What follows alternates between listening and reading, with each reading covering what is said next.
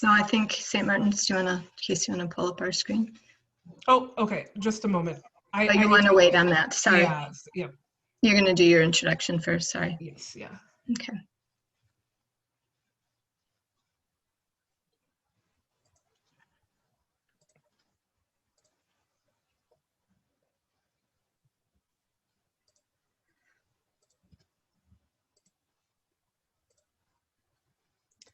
Okay, welcome everyone to the Hawaii Virtual College Fair. Thank you so much for joining us. A few housekeeping announcements before we get started. You can use the Q&A button at any point to type your questions in for the presenters. Your camera and microphone are off, so our panelists cannot see or hear you. This is just one of many sessions, so please be sure to sign up for additional sessions. We are recording this session, so you will be able to watch this in about a week, and you can find this on the website where you register for this session and hopefully for more sessions. With that being said, I will turn the show over to St. Martin's University. Great.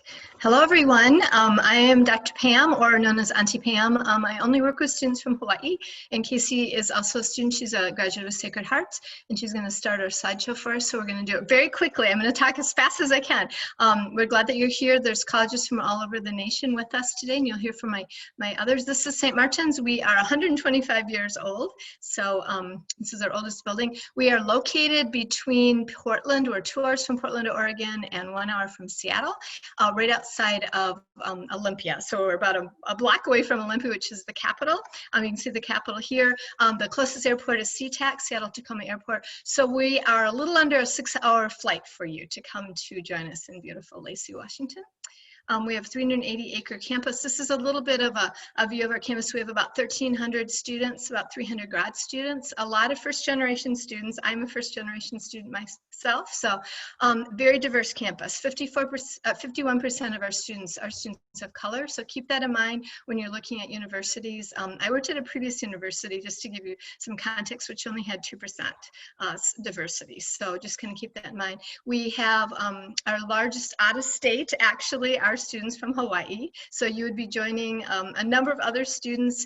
Students always tell me you still feel special because you're from Hawaii, but there's not so many of you that, you only feel like you're going to kind of Hawaii West or anything like that. We were founded by the monks. Here's our monks being fun and doing some great things. They pray for us on a daily basis. You do not have to be Catholic to come to St. Martin's. We have about 24 different faiths represented, but they are a presence. They just actually, being concerned about COVID, gave all of our students a $1,500 COVID CARES grant. So we're very fortunate to have their support in our lives. We have lots of majors. So one of the things that's unique about St. Martin's is you can do a double major, a major and a minor. Nursing this year was our most popular, followed by psychology and business. We have mechanical and civil engineering. And then we have a number of minors too that we offer. So you might want to, maybe you're interested in Japanese or Spanish, or one of our most popular ones is actually gender and identity studies right now. We also, of course, have all the pre-med, pre-law, etc. opportunities for students to be involved. We do have some of the largest residence halls in the nation. So this little area down here is actually a convenience store. So students can use their dining dollars to be able to go there and buy like snacks after school. Every student gets a free refrigerator, freezer, and a microwave. So being from Hawaii, you don't have to worry about buying one and where you're going to store it and that kind of thing. And this sounds really weird, but we have carpeting. So the floors are warm and nice for you. So you don't have to worry about buying a rug and storing it and that kind of thing. So little extra things. Go ahead, Keith. We have seasons too. So those of you from Hawaii, if you've lived there your whole lives, it's something you probably haven't experienced. The middle slide, and actually what's behind Casey in the side, is what it looks like right now. It's fall. And then we have snow, of course, it happens. It's always super exciting. Usually about once a year we have a pretty big snowfall. And then the trees on the far side are what happens with those same fall leaves right now. That's what they look like in the spring. They're flowering cherry trees and they're beautiful. Lots of opportunities is, I think we're in a beautiful location. We're located between the mountains and the ocean. So lots of opportunities to go cross-country skiing, snowboarding, whitewater rafting, all the different things that we have listed there at a very good price for students to take advantage of those things. Lots of diversity on our campus, as I mentioned before. We have Latinx, Black Student Union, Kapuso, which is a Filipino American club. Our Hawaii club is actually our largest. We have a Pac Island club. A number of students from the Pacific Islands also come to St. Martin's. And then we have a really strong diversity and equity center that does a lot of outreach. They just did honored Indigenous people, of course, this whole past week. So that's been very exciting on our campus. The Hawaii Club is our largest club. They do lots of events to make our students feel comfortable. You can see some of the students that are involved in our luau. This will be 53 years in a row that we've had one. This upcoming spring, hopefully we'll be able to hold that. We also do an on-island registration. We bring our staff over to get you registered, make sure that you're really set for college. And then we do also, I'd mentioned we're from near Seattle, Tacoma Airport. There's a 24-hour, 7-day-a-week shuttle that brings you to campus. So. Go ahead, Case. We also, if you're worried about private colleges or how you're going to afford school, last year we did over $20 million in financial support for our students. We've been named the top 10 best value colleges in the Western region, and the Western region is the whole western part of the United States, so that's very positive. Casey and I'd be very glad to talk to you about lots of other opportunities for you. We do virtual tours every day. It would be 1 o'clock Hawaii time, Monday through Friday, so if you want to come check out the campus virtually, please feel free to do that. And go ahead. We also have our NCAA Division II sports. So if sports are your thing, let me know, and I will make a commitment to you that I'll do an introduction to you to one of our coaches. Beyond that, it's kind of up to them whether you have the skill set or kind of thing that they're looking for. But definitely, we'll make that commitment. It's a lot of fun on our campus to be involved in our Saints sports teams. Here's just a couple of views of our facilities, athletic facility. The bottom lower left is actually our rec center. There's an indoor track, and they do all kinds of late night rec jam and kind of fun activities for students. And those are open to all of our students, even if you're not an athlete. And then the other thing we're most proud of actually is that we have 90% of our students have been placed within 6 months of graduation compared to a 76% national average. And we have a new thing called Saints Promise, that if you are not employed within 6 months of graduation, we guarantee you a 3-month paid internship in your field. We're that confident that we'll be able to get you a job. So we're proud about that. That's a new program we just started. And then pretty similar to most colleges probably, but our apps are open right now, and this is what you need to do to apply. And we hope that you will consider doing that. And here's Casey and I and our contact information, which you'll get later if you download this. So thank you.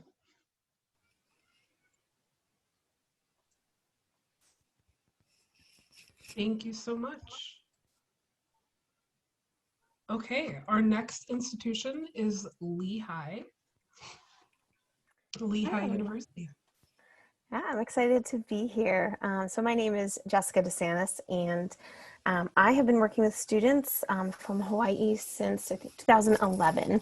And so we have a good number of alumni out on the islands as well as on our campus. And so I'm really excited to share Lehigh with you today, and hopefully we can connect in the future. We have an alumni and a current student panel tomorrow, all sorts of office hours and just in general opportunities to learn about Lehigh as we go. So please feel free to take advantage of the many opportunities that we do offer. I do want to just move through some of these slides fairly quickly just to kind of give you a sense of things. And I am East Coast, so I can do the fast thing. And so we're going to do that. We've got 6 minutes. So with that, Lehigh is located in Bethlehem, Pennsylvania. It's an hour north of Philadelphia, hour and a half west or so of New York City, depending, of course, on time of day and things like that. So that definitely is part of the experience at Lehigh. But we do have a Western presence. We have a full office out in the Bay Area in San Francisco. So I'm really excited to provide more and more opportunities for our students to better connect with some of our alumni out there and things like that. So we've got really unique programs out there. And because of our focus on the whole Western region, which is really the Rockies West, so you are included in that, we do have special merit scholarships, some great internship opportunities that have really expanded in the past few years because of that focus, full-time placement and things like that. So lots of easy ways to connect you to opportunities. Because of where we're located, we do have 4 seasons, so you'll get a little sense of that from that here.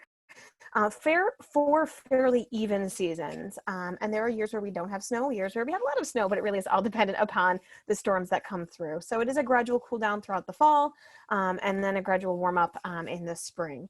So you do have a nice balance when you are here. Where we are located in Bethlehem, it was an industrial town for many, many years. So over 150 years, Bethlehem Steel was here. You'll see it in the top left photo there. Bethlehem Steel is a steel that's in the Golden Gate Bridge, the Panama Canal, things like that. Lehigh engineering firms were the ones that actually built those structures. So ties between the city, the university, and those well-known structures. So really kind of neat presence that we have both in our community and beyond. But we have definitely been influenced by that presence in the south side of Bethlehem. So definitely still has like a very old historic kind of feel to it. And yet it's still very modern with lots of opportunities for our students. The Lehigh Valley has over 800,000 people. It's the third largest metro area in the state of Pennsylvania. So you are able to go out there and see minor league sports. We have AAA baseball for the Phillies. We've got the minor league team for the Philadelphia Flyers for hockey, and lots of other festivals, all sorts of culture in the Lehigh Valley, which is really kind of cool, one of the highest Syrian populations in the country. So there's lots of ways to kind of learn more about the East Coast, about different cultures, learn about yourself, and gain some independence as you do that. The closest airport is only 10 minutes from campus. It's the kind of airport that I love because you can walk through security lines in 10 minutes and you're good to go. But Newark is typically the choice for students coming from Hawaii. So you can hop on a bus, get to campus in about an hour or so. So it's very easy to do that. There are direct flights or from Honolulu, or you can connect in like LAX or San Francisco.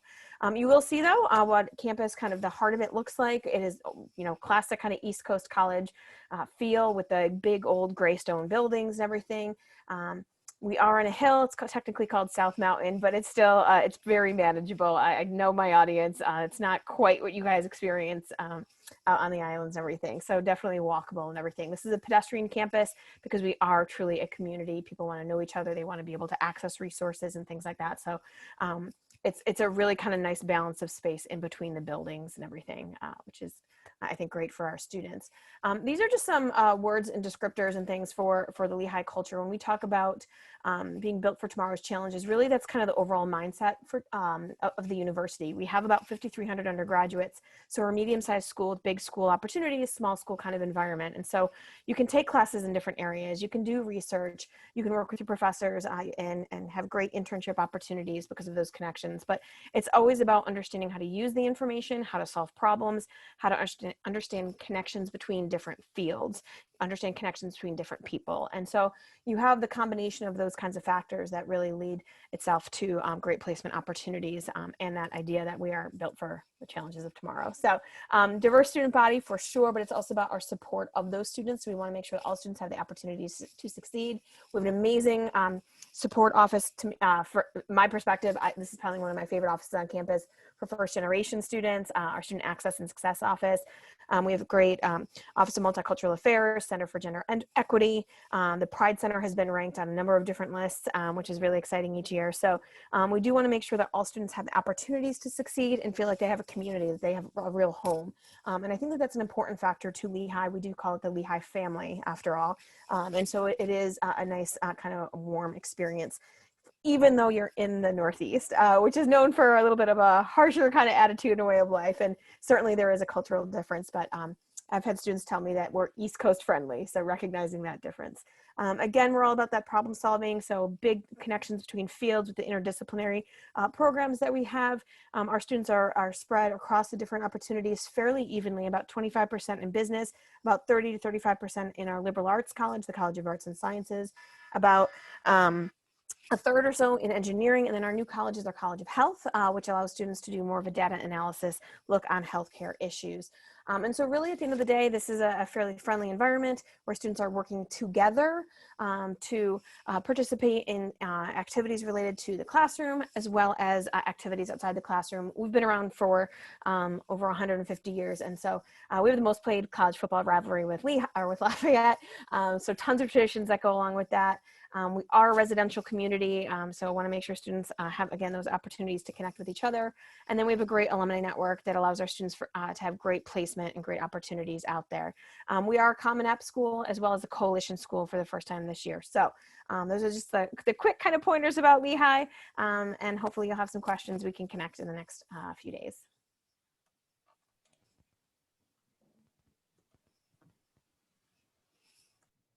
Thank you. Our next college is Tufts University. Aloha, everyone. My name is Danny Paredes, and I am the Director of Strategic Planning at Tufts University. I want to thank you all for taking the time out of your schedule to come see me. And joining me today is my colleague Grace, who will introduce herself and give you the presentation about Tufts. Hi, everyone. Good afternoon. My name is Gracie, and as Denny said, I'm his coworker in the Tufts admissions office. Really happy to be with you guys this afternoon, and so I'll walk you through our presentation to teach you just a little bit about Tufts. So here is an aerial view of our campus. Tufts is located just outside of Boston, in the towns of Medford and Somerville. So we are about 5 miles from downtown Boston. We're about 7 miles from the Logan Airport in Boston, which has direct flights from Honolulu. And as you can see here, we're not an urban campus. We're not smack dab downtown, but we're also still in the greater Boston area. When I was a student at Tufts, I really loved this location, as we have our own dedicated space and sort of the quintessential college feel. And as you can see, the red brick architecture, which feels very quintessentially New England, yet we have the great city of Boston just 5 miles away. In terms of the number of students that we have at the undergraduate level, we have 6,000 students about, so we are considered small to mid-sized. And within this 6,000 number, we have 3 different schools that students fall into. And when you apply to Tufts, you do not need to declare your major. You have a couple years to do that. We want you to just get on campus and have opportunities to explore. But when you do apply to Tufts, you'll need to decide whether or not you're applying to the School of Arts and Sciences, which contains about 75% of the student population and about 75 majors and minors. You have the option to apply to the School of Engineering, which houses about 15% of the student population. And then we also have an art school associated with Tufts called the School of the Museum of Fine Arts. So we think that we're really unique in this sense that we have these 3 different schools: Arts and Sciences, Engineering, and the School of the Museum of Fine Arts. But we have very low walls between those 3 schools. So even though you're enrolled in one, you have the opportunity to take classes and study in all 3. Another thing that is unique about Tufts is that we're considered a research university, which means that we have graduate programs associated with Tufts. We have a medical school, we have a vet school, we have a dental school, and we also have professors who are conducting research. But we consider this our undergraduate campus. There are some grad students, but the undergraduates outnumber them 6 to 1. So Tufts is a place where about 60% of our undergraduate students do research by the time that they graduate. They're not competing with grad students to get those research opportunities, and that is something that you can start as early as your freshman year. But at the same time, I think we feel like a liberal arts college in the sense that we are a small institution. The student to faculty ratio is 9 to 1, and our curriculum is also designed in order to encourage students to do a lot of exploring. So students in arts and sciences will take classes in math, science, social science, humanities, and the arts in addition to what they major in. We have a language requirements for all of our students as well, so we're hoping that students are getting a really well-rounded education. The philosophy holds true in our School of Engineering, where our engineers will take 8 classes through the School of Arts and Sciences by the time that they graduate. So in this sense, we like to say that Tufts is a place that is really has a lot of emphasis on interdisciplinary learning and approaching problems from many different viewpoints. Because of this, we have about 60% of our student population who will study more than one thing in one capacity or another. So we have lots of students who will double major, lots of students who will minor. As I mentioned, you could be a student in the School of Engineering, but minoring in something in the School of Arts and Sciences. We have enough drama and computer science double majors on campus that they call themselves the Drump Sci kids. We consider that a very Tuftsy thing to do. As I mentioned, lots of time to explore. You have 2 years to declare your major in arts and sciences, 1 year to do so in engineering, and we see students, like I said, who will mix and match what they study. That is sort of what we're all about at Tufts. This also holds true in the extracurricular realm. Our students love to be engaged in our community, and that could be in various different sort of areas of community life.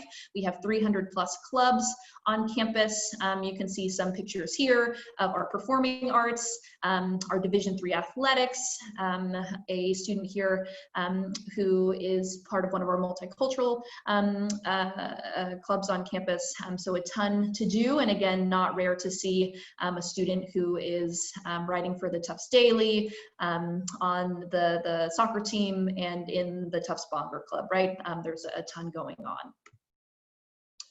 In terms of residential life at Tufts, students are required to live on campus for their first 2 years. And after that, students can live on campus for the remaining 2 years. And those students who do choose to live off campus, they are campus adjacent. Everything is very, very close by. So that residential part of the experience at Tufts is an integral part of the 4-year experience. So we have students who find community in residence halls. We also have other spaces where students find community, in particular the Division of Student Diversity and Inclusion, which includes the Africana Center, the Asian American Center, the First Resource Center, which is a great landing space for students who identify as first generation in their family to go to college, or low income or undocumented, in addition to the Latinx Center, the LGBT Center, and the Women's Center, as well as other community groups on campus. And then this slide is just meant to sort of encapsulate the vibe at Tufts. Socially conscious is the one word that we chose to throw up here as that buzzword. Tufts is a place that is really big on civic engagement, sort of thinking about how you can apply what you have studied to the greater community. Other words that I use to describe Tufts kiddos are kind, down to earth. Earlier there was a slide that said intellectually playful, students who really like to dive into things that interest 20 to 18-year-olds, a lot of times sort of teaching and taking classes around pop culture and finding the academic underpinnings. And this last slide just outlines our financial aid policy. So we are one of 80 schools that meets 100% of demonstrated need, which means that instead of giving merit scholarships, we will take into consideration what your family needs in terms of financial aid in order to be able to attend Tufts and make that affordable. So you can see here that 45% of our students receive financial aid, and the average package is around $50,000. And there are some deadlines there. We do accept the Coalition app, the Common application, as well as the QuestBridge application. And if you guys do have any questions, feel free to chat either Denny or I, and we would love to connect with you. Thank you.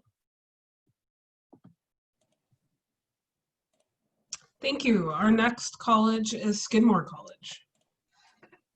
All right, and we're here, and we're here. Great, good. Well, good day, everyone. I'm Darren Drabeck, Associate Director of Admissions at Skidmore College, and happy to be presenting to you and speaking with you all here.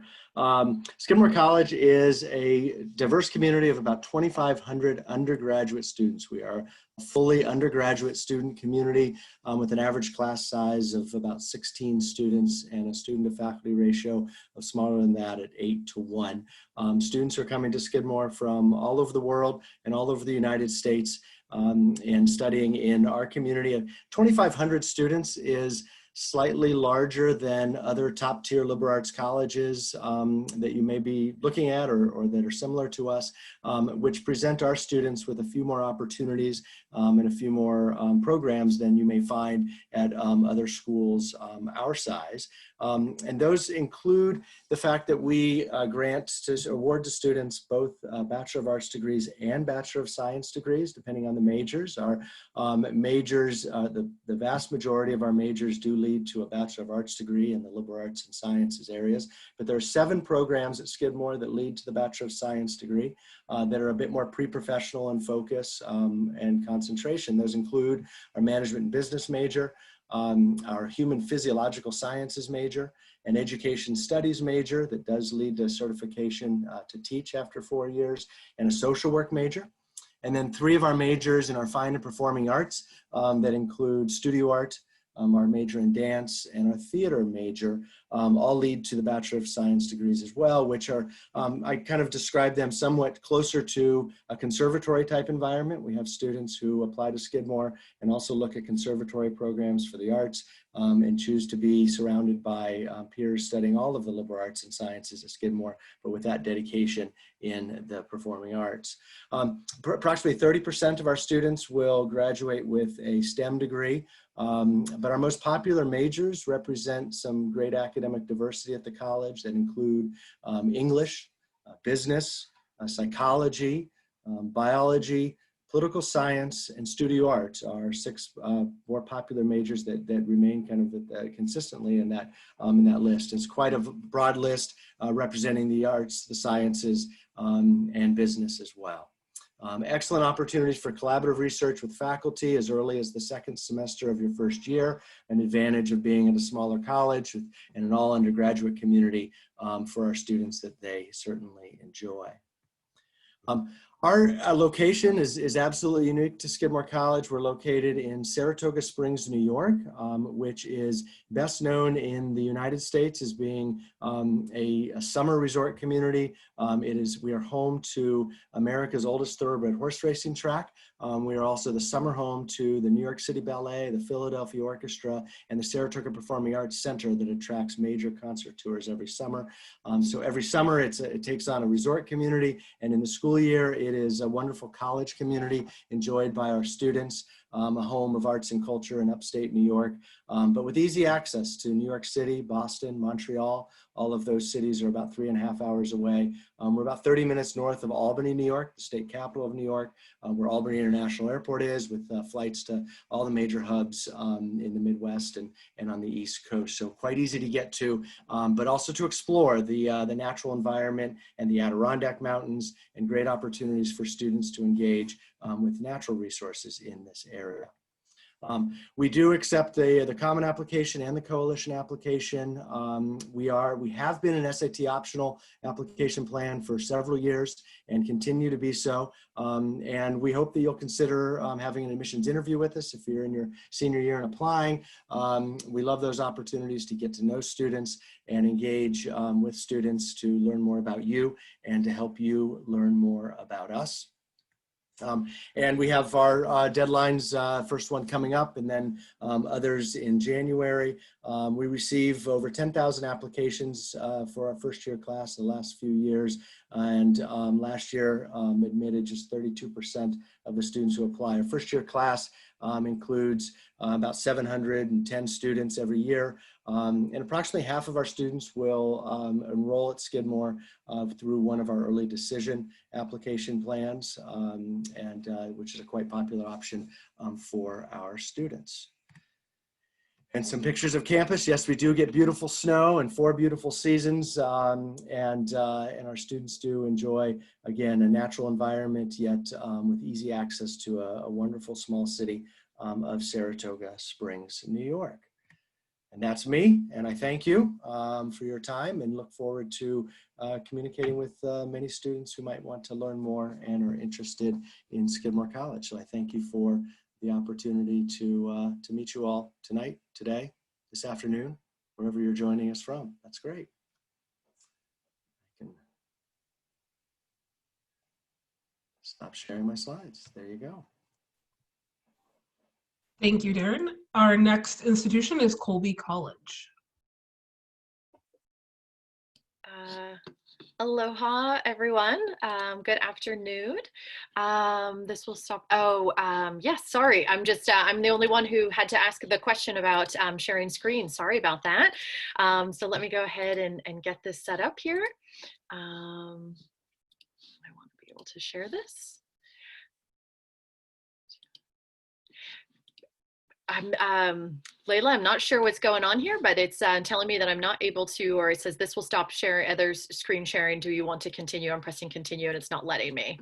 Oh, okay. Let me stop my screen really quick and see if that helps. Sorry about that. No problem. Let me try this again here.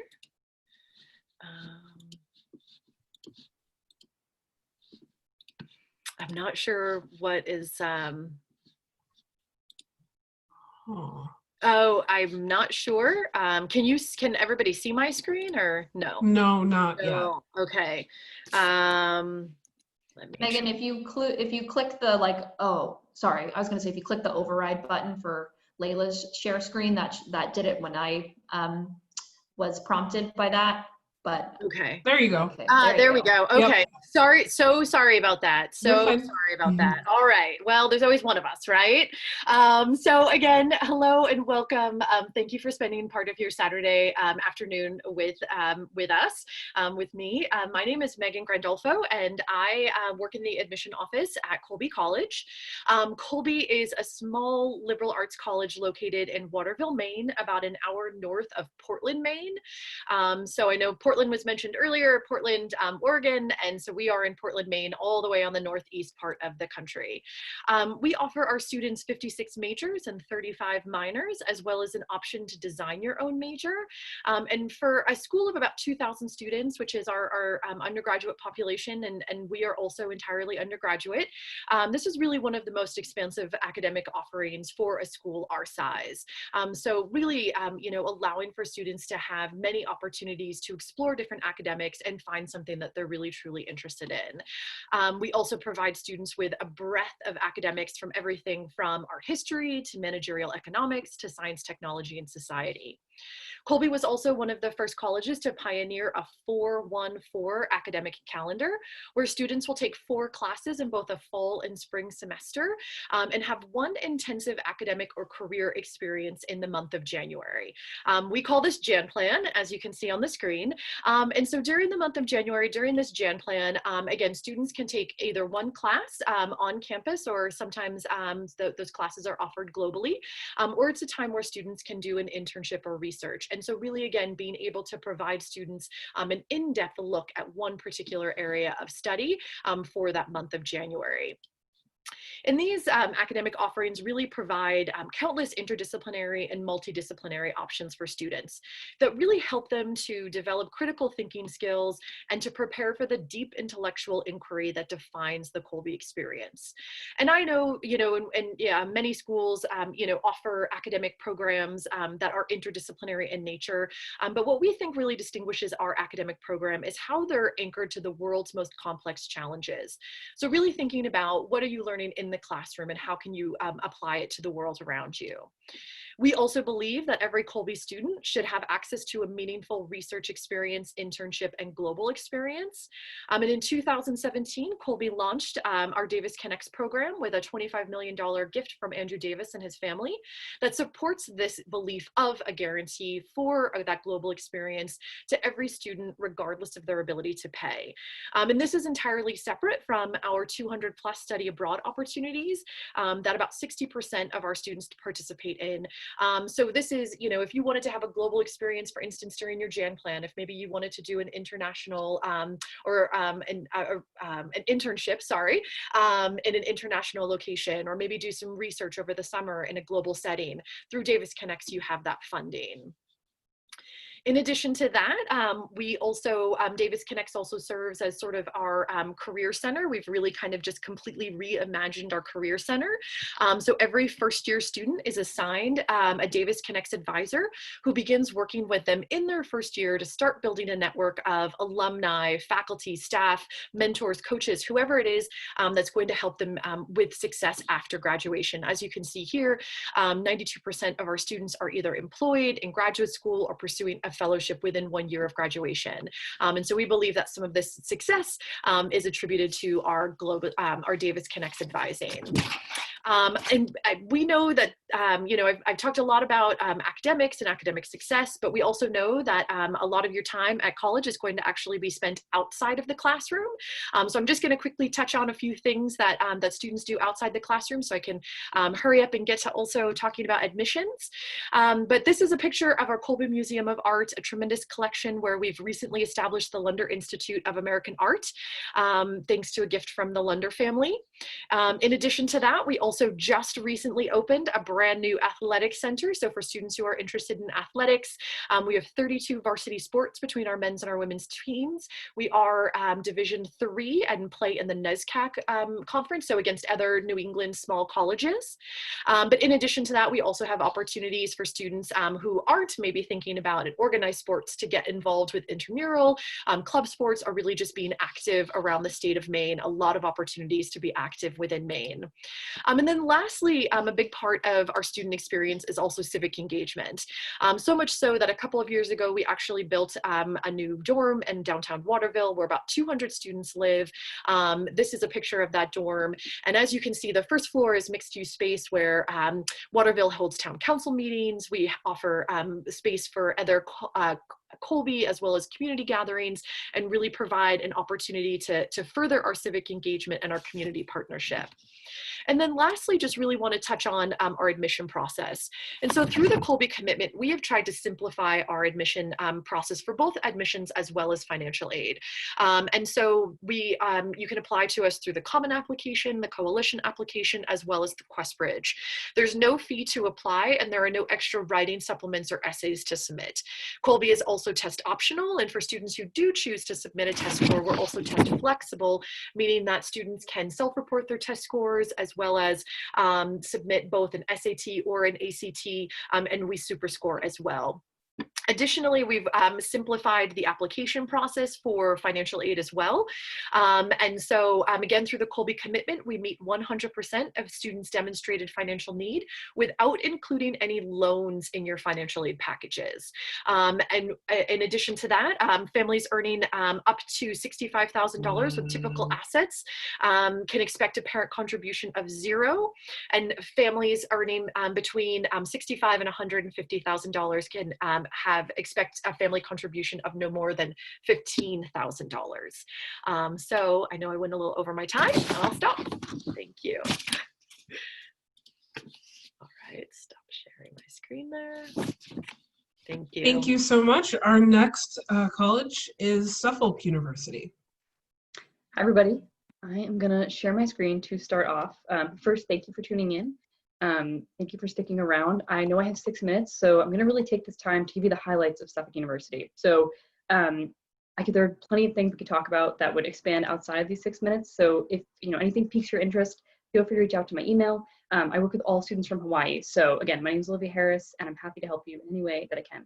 But with that, considering time, I'd like to jump right into it. So Suffolk University, we are located right in the heart of downtown Boston. The biggest way to describe that is there's no real distinction between Suffolk and Boston. We really try to give you the best of both worlds. So here you are living right in, smack middle of the largest city in New England, but here you are attending university that gives you all those typical college experiences that you'd like. So if you are familiar with Boston, if you have the chance to come visit, if you visited the Boston Common or maybe the Massachusetts State House, saw some of our historical elements, you very likely have been on our campus and not realized it. So if you would look at my map here on my screen, all of these multicolored buildings represent our academic halls, our res halls, our offices, everything Suffolk affiliated. So I'm not lying when I say we're very much built into the fabric of the city. If you're not familiar with Boston, you may look at this map and think, my God, like it's just spread through the whole city. But that is not the case at all. So to give you kind of a grounding of our location, if you look up here at number 7, that building right there, that's our Ridgeway Gym facility. If you track my mouse down to number 11, that is one of our dorms, our Miller Residence Hall, and that's about a 15-minute walk. So we're very much clustered in the Beacon Hill neighborhood. But again, there's no real distinction between us and the city. So if you're someone looking to get that urban experience right out of high school, this is the best way to learn Boston and experience college all at the same time. If you look down in the right corner of my screen, you'll see a photo taken in one of our resident halls. This again is Miller Residence Hall, and this is in one of our lounge spaces. You can see, through those windows, you are looking out into the skyline of Boston. You're looking over into Cambridge. You are in that photo, you're on our 12th floor. So again, these buildings are modeled after somewhat like high-rise apartments. When you're in the building, you have a roommate, you have an RA, you have that college experience. But again, you are living in prime real estate in downtown Boston. If you look up here at this photo, this right here is our Sargent building. It's an academic hall, as well as it houses our law school, and it's located right on Tremont Street. Tremont Street is where all the big parades happen in Boston. So if you happen to be a Patriots fan or a Red Sox fan, that's where they march down when they win. So again, really should just get that point across. We are right downtown, right in the center of all of the energy and the vibrancy of the city. Switching gears a little bit, I want to talk about academics. We offer over 70 different programs here at Suffolk, but to give you the ideas of the most popular programs that students come to us for, first and foremost is law. So again, we have our own law school here at Suffolk, so many of our students will come for their undergraduate portion at Suffolk through our accelerator program and then end up entering our law school and graduating with a JD and a bachelor from Suffolk. If you're not thinking law, business is a very popular program here as well. We have our College of Arts and Sciences and our Sawyer Business School, so you can see we have many business major offerings within that college. Our third most popular major tends to be psychology and other social sciences. So if you're thinking along the lines of psychology, maybe criminal justice, sociology, those are also very heavily populated majors here. I would say our next most popular major would be biology because of our hospitals that are located in downtown Boston. So if you're familiar with the hospital network in here in Boston, you'll know that they are quite renowned. So a lot of our students come to major in biology at Suffolk because they can easily access internships during the day. They can hit an 8 a.m. class and then walk over to Mass Gen and get that internship experience right there, hands-on. Speaking of hands-on, another big note about Suffolk is the way that we approach classes. So in total, we're about 5,000 undergraduate students, but we keep our average class size to about 22. So within those small classes, the whole way that they're operated is through hands-on learning. So you are in group projects, you are working on research with your professors know you because you cannot hide when you're in a room of 21. So if that is a style of learning that jives with you, that's definitely what you would see across all majors and all programs here on campus. Like I think every school has touched on tonight, college is a very different schedule than when you're in high school. You're taking maybe 3 to 4 classes a day, and those classes tend to be, an hour and 15 minutes. The way that Suffolk students fill their time outside of the classroom, a number of different ways that they do that. So first and foremost, exploring the city, checking out new neighborhoods, going to museums, going to restaurants. But when they are on campus and when they're within our Suffolk community, students take advantage of all of our different clubs and organizations. You can read a few here, but just for the sake of time, I'm going to recommend you check out our website. Everything you think of when you think of college, we have, musical groups, volunteer groups, Model UN, mock trial, all of those different programs are based here on our campus. I do want to talk about sports very briefly. So we are Division III, meaning that if you are interested in playing, taking on athletics at the college level, and maybe you are just thinking about that now, senior year, you can reach out to our coaches directly at any point during your admissions process and ultimately set up an open tryout. So if that's something you're interested in, definitely keep that on your radar as we're very open with that process. Study abroad. So we offer typical study abroad, but the reason I include this slide is to make you aware of one of our more unique opportunities. So we actually have a campus located in Madrid, Spain. It houses about 200 Suffolk students at a time. All classes are in English, but it's a wonderful opportunity for you to go study in Europe. You can do about 2 years at our Madrid campus and then finish up junior, senior year in Boston. So if you're someone looking for, a very unique college experience, that's a wonderful way to achieve that. And then finally, just application tips here. We are on the Common Application. Deadlines to be aware of, they're a little bit different than other institutions. So early action for us is November 15th. Regular decision is February 15th. And then finally, when you apply to be a student at Suffolk, you'll be considered for merit aid right off the bat. It looks like I'm right about out of time. So again, I'm happy to take any questions that this presentation may have sparked for you. And I hope you have a great rest of your day.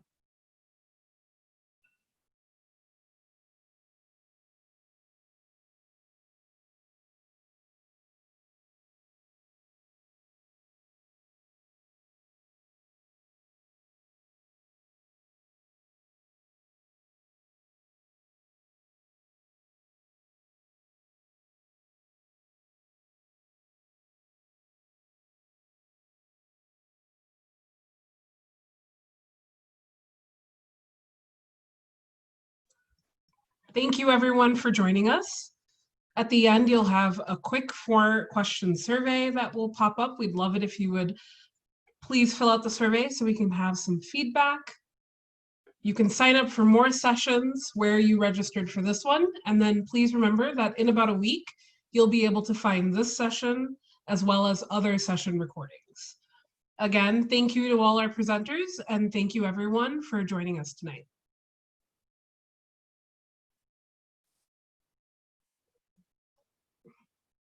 Thanks everyone, have a good night. Thank you.